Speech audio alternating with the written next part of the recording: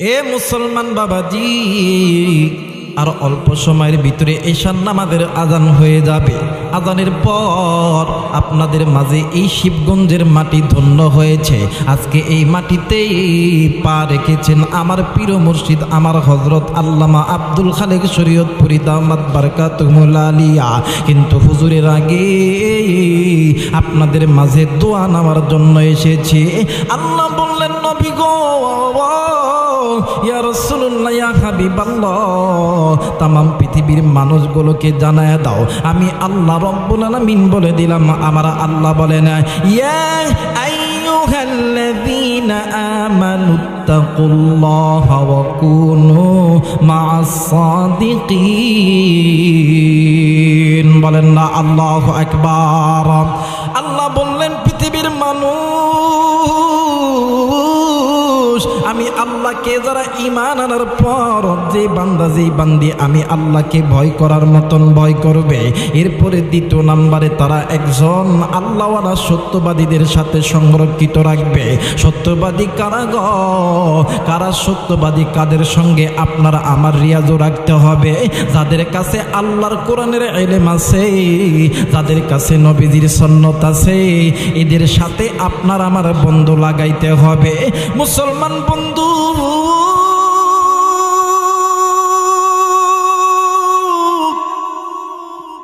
ইমানদার ছিলেন হযরত আলী, ইমানদার ছিলেন আবু বকর, ইমানদার ছিলেন ওসমান, ইমানদার ছিলেন আবু বকর। একটা রাত্রিতে কয়টা বলি রে বন্ধু? অল্প সময়ের ভিতরে স্বল্প কথার মাধ্যমে ইনশাল্লাহ দোয়া করে বিদায় হয়ে চলে যাব। ও মুসলমান বন্ধু, দেখেন দেখেন, হযরত আবু বকর নবীর সাহাবী, আশারে মুবাশশারা, আমার আল্লাহ 10 জন সাহাবীর জান্নাতের টিকিট দিয়েছে। এই 10 জনের ভিতরে একজন হইল হযরত আবু বকর রাদিয়াল্লাহু তাআলা আনহু। কে এই আবু বকর? এই আবু বকরের এক রাতের আমল যদি এক পাল্লাই রাখা হয়, আর তামাম উম্মতের আমল যদি এক পাল্লাই রাখা হয়, হযরত আবু বকরের এক রাতের আমলের বোঝা বেশি ভারী হবে। কে এই আবু বকর? হযরত আবু বকর রাদিয়াল্লাহু তাআলা আনহু এমন একজন সাহাবী, আল্লাহর নবী মক্কা থেকে হিজরত করে যখন মদিনায় যাইতেছিলেন, আল্লাহর নবী ওই রাত্রিবেলা কাফেরদের ধাওয়া খাইয়া আমার নবীজি যখন আবু বকরের ঘরের দরজায় যায়, যখন একটা যখন লক দিছে, আবু বকর ঘরের দরজা খুনিয়া ডাক দিয়া ডাক দিয়া বলতেছেন, আসসালামু আলাইকুম ইয়া রাসূলুল্লাহ। একটু আওয়াজ করে বলেন না আল্লাহু আকবার। আল্লাহর নবী ডাক দিয়ে কয়, আবু বকর, এই আবু বকর, এত রাত হয়ে গেল কেন, তুমি ঘুমাও নাই? আবু বকর ডাক দিয়ে কই, নবী গো, কি বইম দুঃখের কথা। আপনি যেদিন আপনি নবী দিয়ে আমারে একদিন বলছিলেন, বন্ধু, এমন একটা দিন আসতে পারে যেই রাত্রিবেলা আমি নবী তোমার ঘরের দরজায় যাইয়া কারা নাড়ব।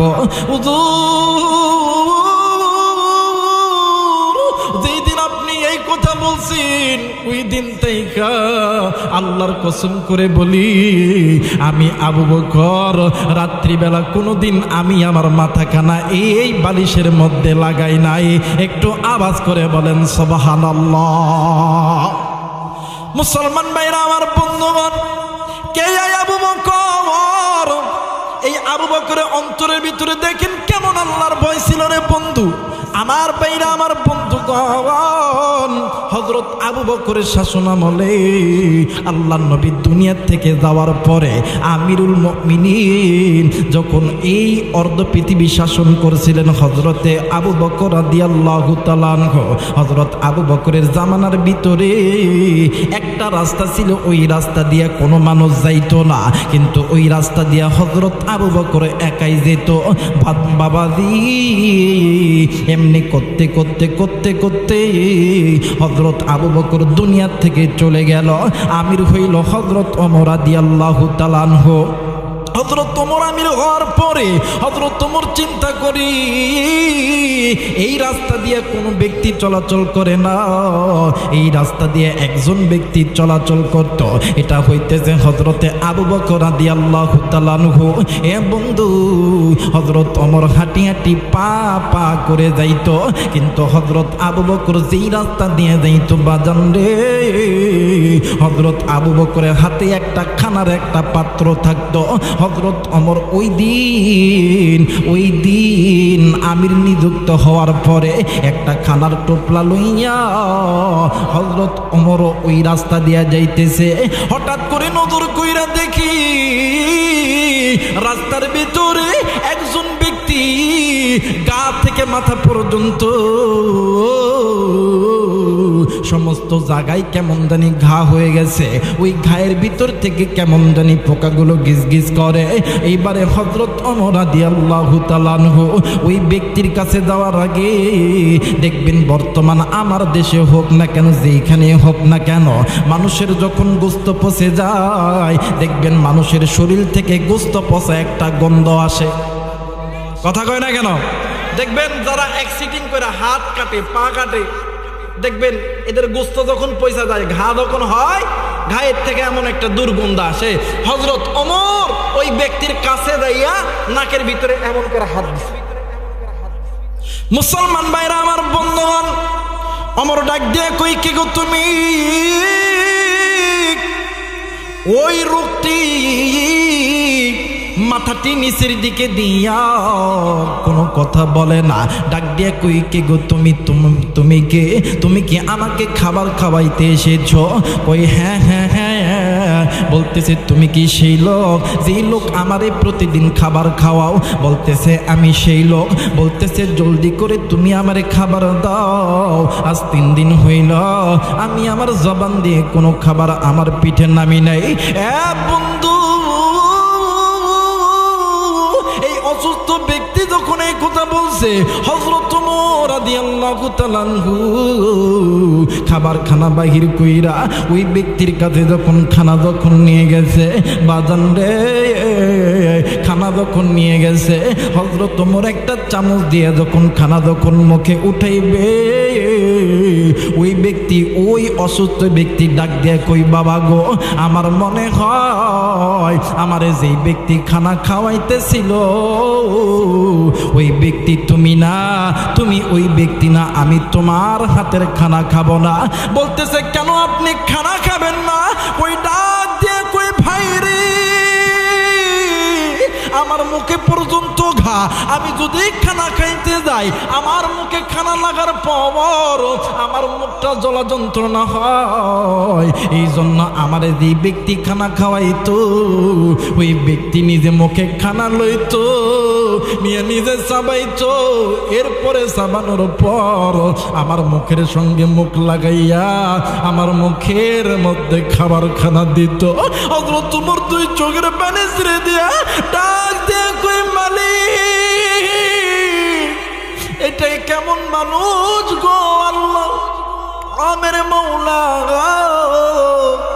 এটা কেমন মানুষ, এটা কেমন মানুষ, যেই মানুষটার কাছে, যেই মানুষটার গোস্ত পচার গন্ধর কারণে এই সমাজের কোনো মানুষ সেই পথ দিয়া হাঁটে নাই।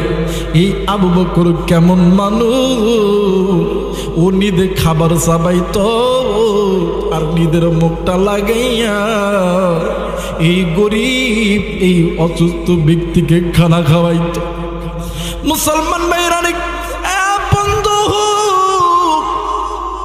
এই আবু বকরের অন্তরের ভিতরে আল্লাহর ভয়, বাজানডি,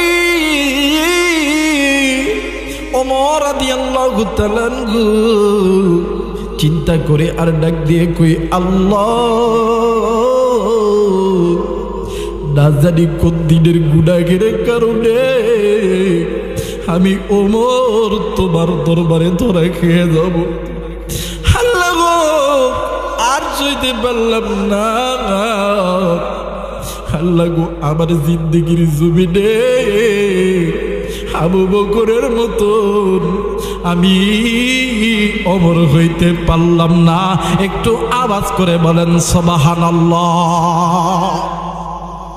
আচ্ছা বলেন তো দেখি, হযরত ওমরের অন্তরের ভিতরে, আবু বকরের অন্তরের ভিতরে আল্লাহর ভয় ছিল কি ছিল না? কিন্তু আপনি আমি মুসলমানের সন্তান হওয়ার পরেও আজকে আপনি আমি নির্দ্বিধায় গুনাহ করতেছি, আপনি আমি নির্দ্বিধায় মসজিদ থেকে দূরে আছি, আপনি আমি নির্দ্বিধায় মাদ্রাসা থেকে দূরে আছি, আপনি আমি ঘুষের সাথে, সুদের সাথে আপনি আমি সদা সর্বদা লিপ্ত আছি, কারণ আপনার আমার এই কলবের ভিতরে আল্লাহর মোহাব্বত নাই। কথা বলেন ঠিক কিনা?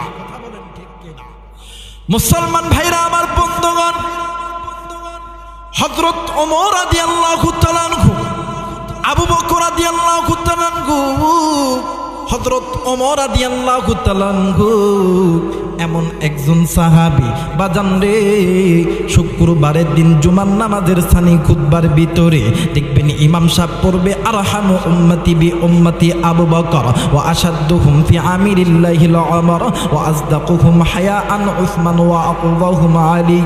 ও বন্ধু, জান্নাতি ব্যক্তিদের এই চারজন ব্যক্তি হইল নবীজির সবচাইতে বড় সাহাবী। এ বাজান, হযরত ওমর রাদিয়াল্লাহু তাআলা আনহুর জন্য আল্লাহ তাআলা দুনিয়াতে জান্নাতের টিকিট দিয়েছে, হযরত আবু বকরের জন্য দিয়েছে। কিন্তু ভাই গো, আল্লাহর নবী দুনিয়া থেকে যাওয়ার আগে এই দুনিয়ার জমিনে মুনাফিকদের একটা লিস্টি একজন গরীব সাহাবীর কাছে দিয়েছেন।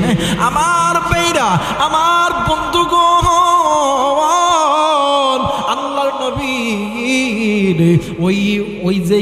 ওই যেই সাহাবীর কাছে মুনাফিকদের লিস্টি দিয়েছে, বাবাজি, ওই মুনাফিকদের যেই লিস্টি যেই সাহাবীর কাছে দিয়েছে, ওই সাহাবীটির নাম হইতেছে হুযায়ফা ইবনুল ইয়ামান।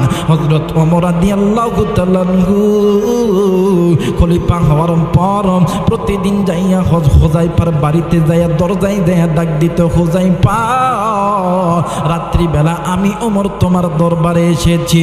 হুযায়ফা ডাক দিয়ে কই, ওগো নবীর সাহাবী, এত রাত্রিবেলা আপনি তো মদিনার প্রেসিডেন্ট, আপনি তো অর্ধ পৃথিবীর খলিফা, আমার মতন একজন গরিব সাহাবীর বাড়িতে আপনি কেন আইছেন?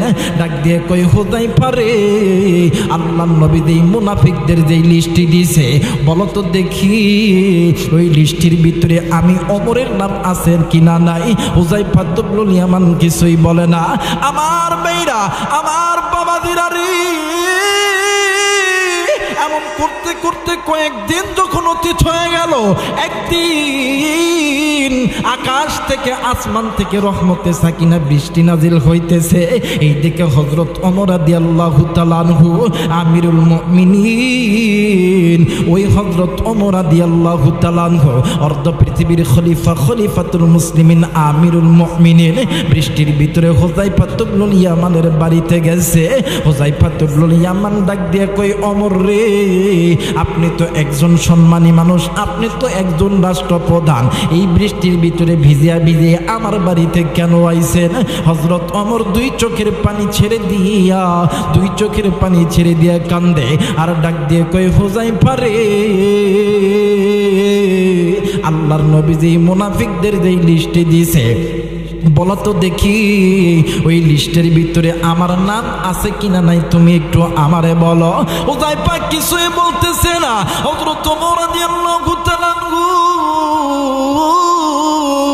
ডাক দিয়ে কই, হুযায়ফা রে, তোমার বলতে হবে না, আমি তোমাকে একটা প্রশ্ন করব, একটা প্রশ্নের জবাব তুমি আমারে দিবা। ডাক দিয়ে কই, হুযায়ফা, এই মক্কা মদিনার জমিনে মুনাফিক যারা আছে এরা মারা গেলে তুমি তার জানাজায় যাও না, কিন্তু হুযায়ফা রে, এই মুহূর্তে আমি ওমর যদি মারা যাই, বলো তো দেখি তুমি আমার জানাজায় আসবা কি আসবা না? হুযায়ফা ডাক দিয়ে কই, ওমর রে, আমি কেন তোমার জানাজায় যাব না? তুমি যদি আগে মারা যাও, যাও, আর আমি যদি জিন্দা থাকি আমি হুযায়ফা কথা দিলাম তোমার জানাজার সামনের কাতারে আমি নামাজ আদায় করব। একটু আওয়াজ করে বলেন সুবহানাল্লাহ।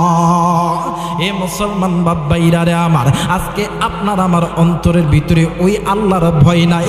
আজকে আপনি আমি নিজ ইচ্ছায় গুনাহ করতেছি, আজকে আপনি আমি নিজ ইচ্ছায় আল্লাহরে ভুলে আছি। বাজান, এই দুনিয়া থাকার জায়গা নয়। কুল্লু নাফসিন যায়কাতুল মাউত, মৃত্যুর সাথে একদিন না একদিন সকলকেই ভোগ করতে হবে। বাজান রে, আল্লাহওয়ালা বুজুর্গরা বলেন, যেই ব্যক্তি মৃত্যুর কথা যত বেশি বেশি স্মরণ করবে, যেই ব্যক্তি মৃত্যুর কথা বেশি বেশি স্মরণ করবে, কবরের আযাবের কথা বেশি বেশি স্মরণ করবে, আমার আল্লাহর ভয় তার অন্তরের ভিতরে ঢুকায়া যাবে। ওই ব্যক্তি কোনোদিন গুনাহ করতে পারবে না। এ বগুড়ার বাবাজিরা রে, যুবক বন্ধু, এখনো কোন যুবক, কোন মুরব্বী, কোন চাচা, কোন মা বাড়িতে আছেন এখনো কারাগুই দিক সেদিক বাজারে ঘোরাফেরা করতেছেন গো বাবা? আজকে আল্লাহওয়ালাদের পদার্পণ এই শিবগঞ্জ এলাকায় হয়ে যাইতেছে। আপনারা আর কেউ কোনো জায়গায় বিলম্ব করবেন না। ও বাজান, মৃত্যুর কথা বেশি বেশি স্মরণ করলে অন্তরের ভিতরে আল্লাহর ভয় ঢুকে যায়, তখন ওই ব্যক্তি আর গুনাহ করতে পারে না।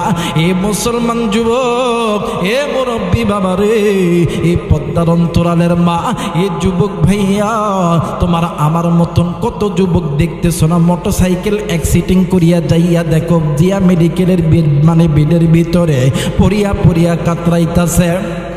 মুরব্বী বাবা, আপনার মতন কত বাবা চাইয়া দেখেন না বগুড়া জিয়া মেডিকেলের ভিতরে অসুস্থতায় পড়িয়া পড়িয়া কাতরাইতাছে।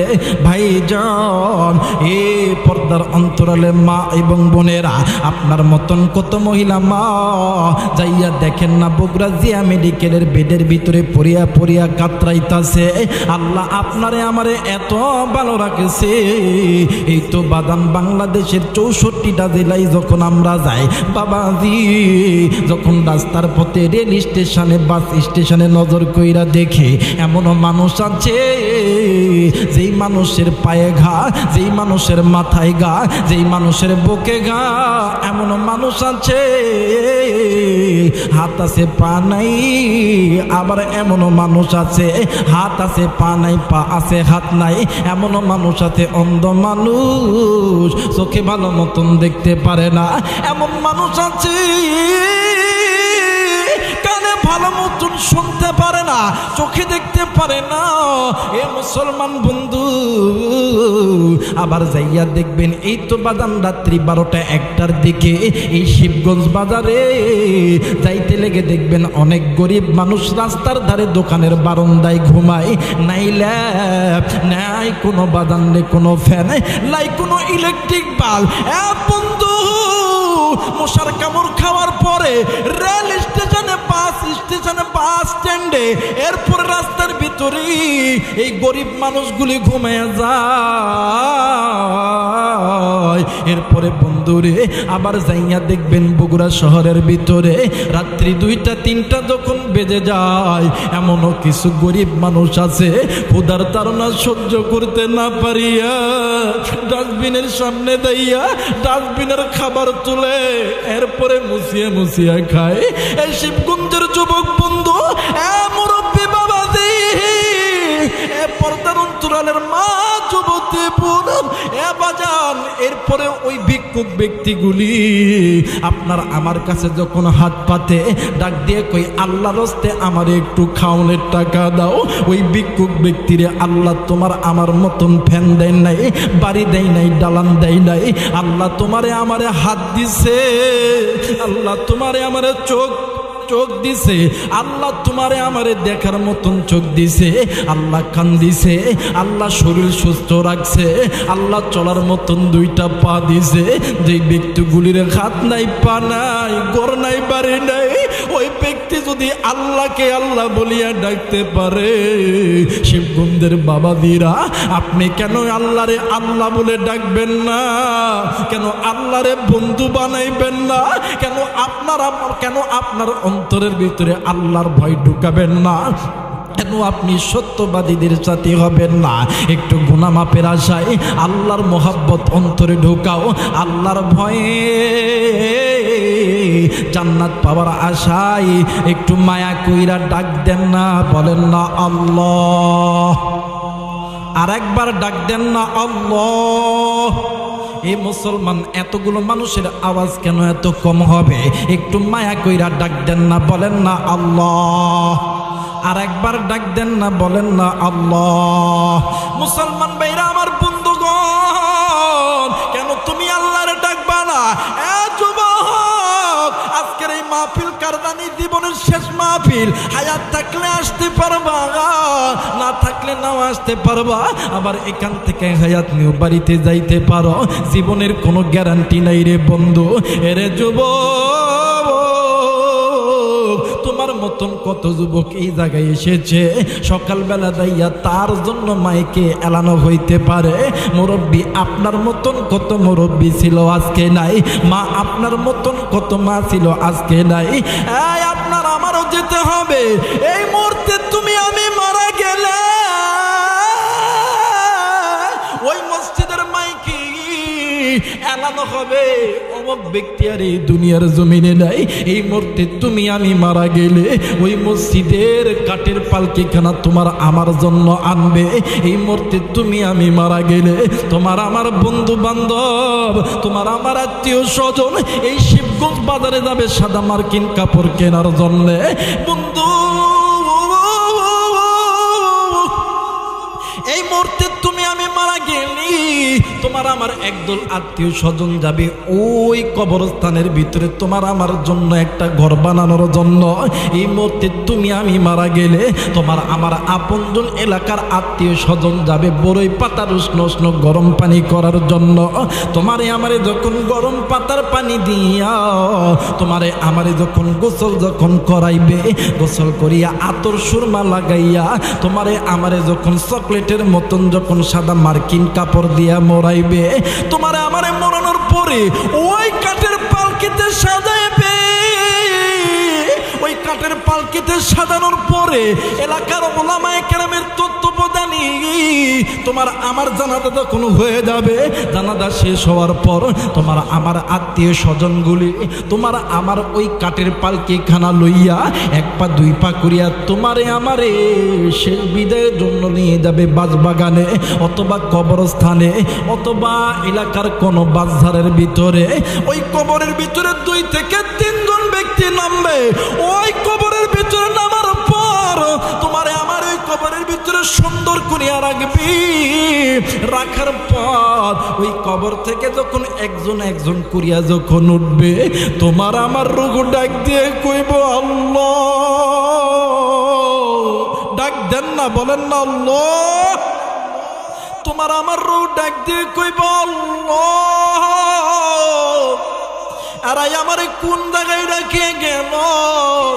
কই আমার স্ত্রী, কই কই আমার সন্তান, কই কই আমার দলের লোকজন, কই কই আমার বন্ধু, কই কই আমার স্ত্রী সন্তানগুলো, কই কই আমার এলাকার বন্ধু বান্ধব, কই এরাই আমারে কই রাখিয়ে গেল? এরাই আমারে কই রাইখা গেল? এরা কি জানে না আমি রাত্রিবেলায় অন্ধকারে একা চলতে পারি না? এরা কি জানে না আমি রাত্রিবেলা আমি একা অন্ধকার কোনো জায়গায় থাকতে পারি না? এরা আমারে কই রাইখা গেল? এখানে তো কোনো আলো নাই, এখানে কোনো জানলা নাই, এখানে কোনো দরজা নেই, এখানে কোনো ইলেকট্রিক বাল্ব নেই, এখানে কোনো ফ্যান নাই, এখানে কোনো এসি নেই। এরা আমারে কই রাইখা গেল? আমি এই জায়গায় কিভাবে থাকবো? আমি কিভাবে থাকবো? এ যুবক বন্ধু, মুরব্বী বাবা, এ কলিজার টুকরা মা বোনেরা, এই মুহূর্তে তুমিও মারা যাইতে পারো, আমিও মারা যাইতে পারি। ওই কবরে যাওয়ার আগে পরিপূর্ণ মুসলমান না হইয়া মইরো না। যেহেতু মুসলমান দাবি করো, আল্লাহ বলেন ইয়া আইয়ুহাল্লাযীনা আমানুত্তাকুল্লাহ, ইয়া আইয়ুহাল্লাযীনা আমানুত্তাকুল্লাহ, ইয়া আইয়ুহাল্লাযীনা আমানুত্তাকুল্লাহ। তোমরা ঈমান নামক সম্পদ অর্জন করার পরে আমি আল্লাহকে ভয় করার মতন ভয় করবা।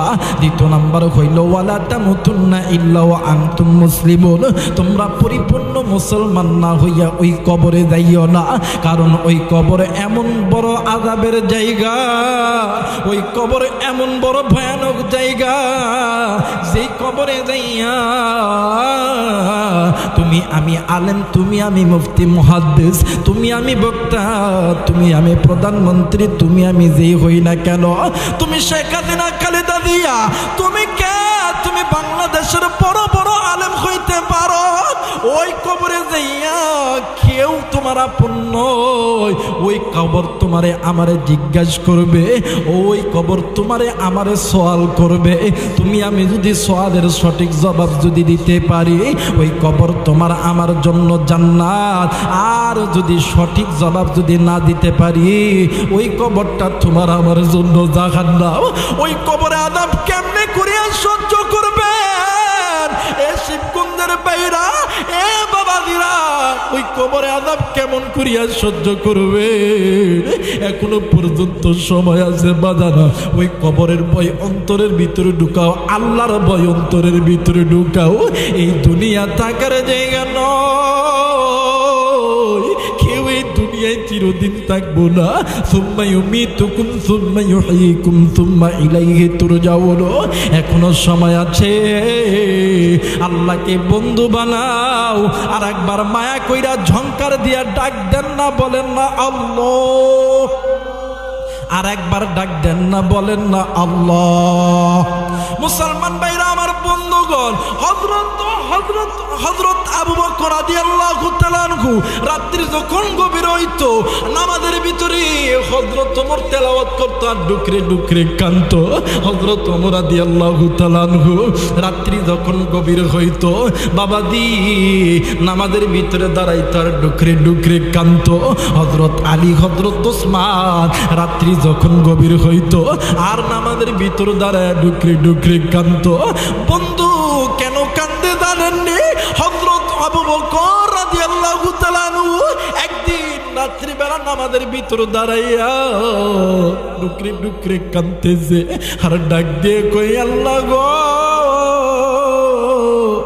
না জানি কোন দিনের গুনাহের কারণে আমি আবু বকরের জান্নাতের টিকিট কানা বাতিল করছো। আল্লাহ, আল্লাহ, ওই জাহান্নামের আযাব সহ্য করতে পারবো না। হযরত ওমর রাদিয়াল্লাহু তাআলা ডাক দিয়ে কই, মালিক, না জানি কোন দিনের গুনাহের কারণে আপনি আমি ওমরের জান্নাতের টিকিট কানা বাতিল করছেন গো আল্লাহ। আল্লাহ গো, ওই কবরে আযাব কেমন করে সহ্য করবো আল্লাহ?